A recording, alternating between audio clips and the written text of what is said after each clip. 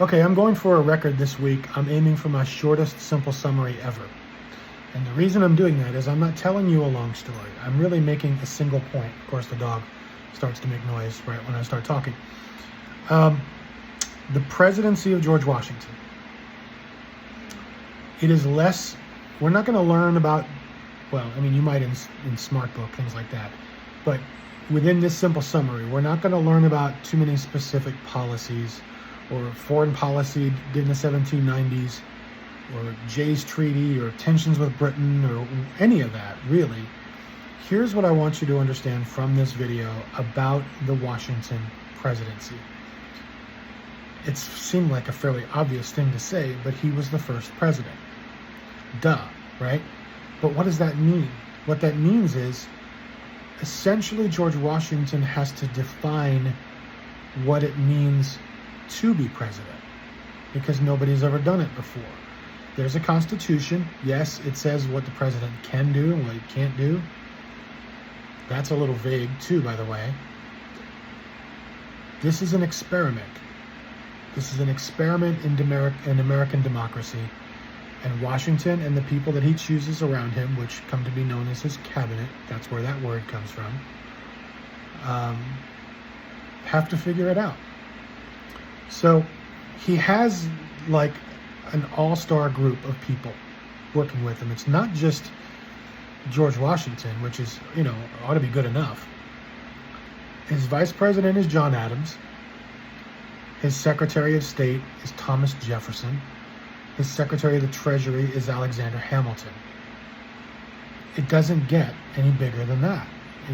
I don't care who's president in 2025 or 2015 or 2005 or any year. You're never going to get a cabinet more loaded with talent than that. So just understand that piece of it. That's really all I really want you to understand. I'm really going to keep this super short. It's about figuring it out. So if I ask in a question, what is the Washington administration really about? That's what it is. It's deciding how to be president and what a president should do and how to lead a country that is just starting to be a country and figuring out what it is. Nobody really knows what the American government really even is yet.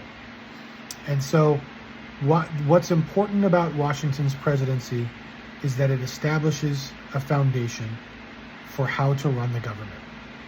And then, honestly, I think there's one thing that's even more important than that. And that is the fact that after 2 terms, he gave it up. He could have been president for life. People kind of expected that. This was a country used to monarchy. He could have maybe been the king if he wanted to be. Could he have been King George I of the United States? Yeah, maybe. But he certainly could have remained in office forever. And what he did by stepping aside was to set an example.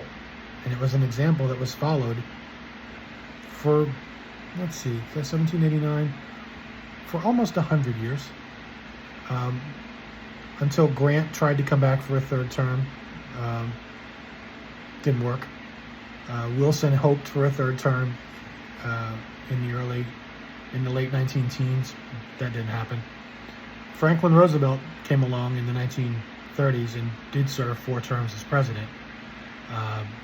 Nobody will ever do that again because now it is in the Constitution that you can only serve twice. But Washington set a very important example by stepping aside, by relinquishing power. It is not an easy thing to do. Presidents don't walk away from that kind of power. Kings don't, prime ministers, emperors, you name it. It's hard to set aside that kind of thing. It takes more strength, honestly, to walk away from that kind of power than it does to yield it. Okay, that's the only 2 points I wanted to make. Under 5 minutes for simple summary. Gonna have 1 or 2 questions, and we're good to go. Bye-bye.